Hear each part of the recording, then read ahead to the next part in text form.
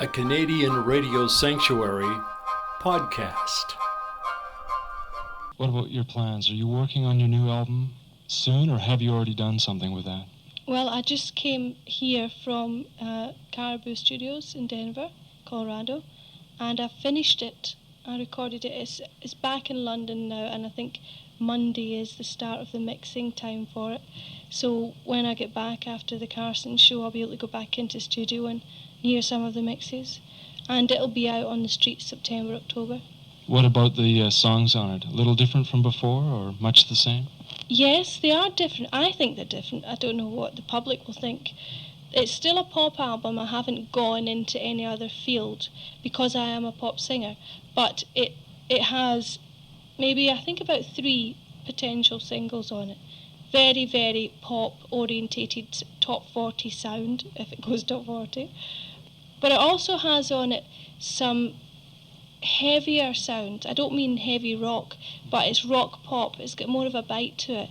Even the ballads are rock ballads. And I think that generally the whole album together, it's a much weightier sound, not so lightweight. And it tends to reflect more the feeling that I tried to give in the live stage act. The concert tour next year will consist of the best of both albums, and in fact, probably by that time, some of the third album. And we will go for a rockier sound, but keeping it very pop-orientated.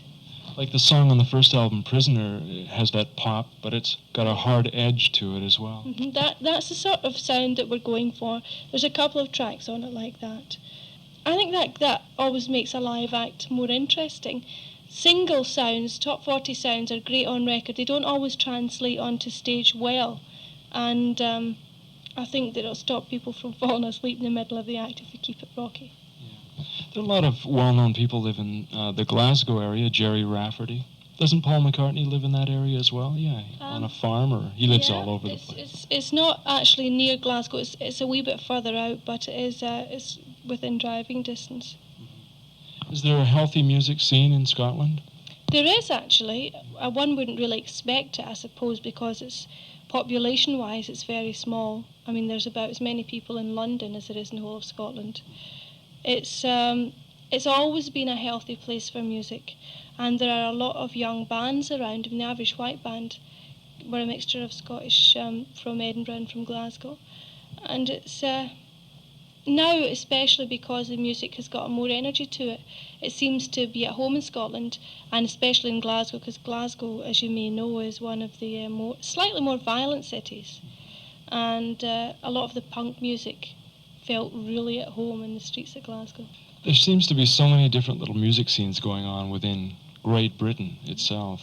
Do you see it just staying that way? Is that just the way it always has been? Or it's, so many different styles within rock and roll itself, Well, I think the London scene has always been renowned for setting music trends, but more so it's been renowned for following fashion trends in music and in clothes, but certainly in music.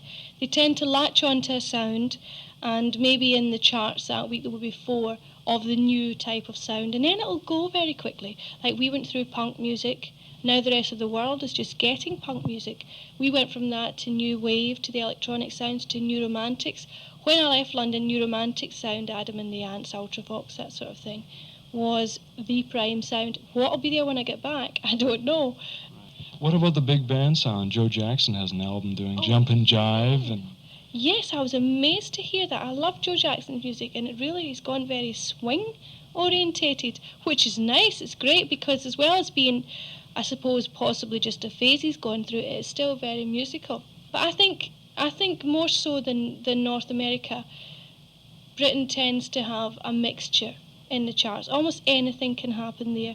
When you come to North America and turn on the radio, there is more of a thread flowing through it. It's not so disorientating. I mean, I'm sure someone coming over to London putting on the radio, they wouldn't know what hit them, some of the sounds on it.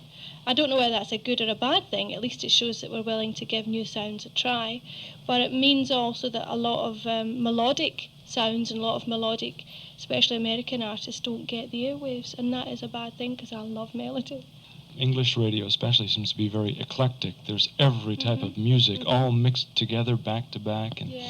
I think it's just because in North America it goes back to the radio programmers who want to grab a piece of the listening market, and they say, well, we have to do this because the Adam and the Ants fans are not going to put up with the That's Four right, Tops, let's that's say. right. So they don't mix the two together. You know. Also, in Britain, there are very few radio stations, and in London, which is really the music centre, you've a choice of 3, maybe 4 radio stations, whereas over here, you can have a rock station, you can have a soul station, MOR, AOR, everything, and that is why it's just availability. We have to cram everything into the one station. Our guest, Capitol recording artist Sheena Easton.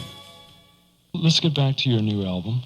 Who produced it? The same as the first time? Yes, Christopher Neal, and he will be doing the 3rd and hopefully the 4th and 5th and so on. I rely totally on Christopher Neal as far as recording goes. He's responsible for the success.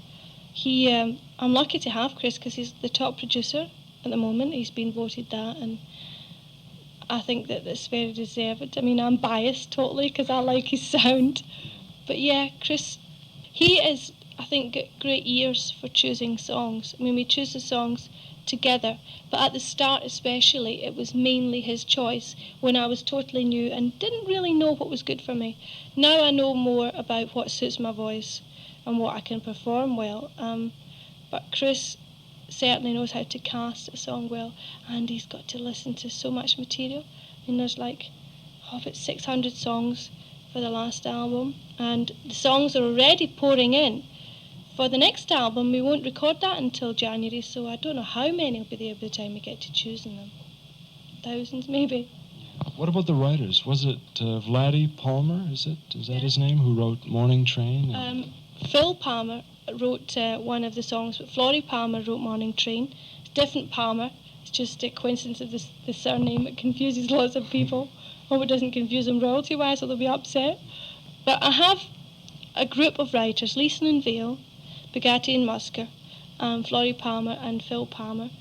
They write a lot of material for me, but I also have material sent to me from all over the world, and we've used some American songs in the new album. Could you tell us a little bit about the James Bond movie, and you're doing the theme song for Your Eyes Only? Yeah, well, that was a surprise to me. It wasn't something I expected to do, something that I'd hoped to do, because it's always been an ambition of mine to do a movie theme. And I think the James Bond themes have been renowned as being superb. But it was actually an idea of my managers and of the Bond team. My manager, for obvious reasons, thought it would be good for me to do.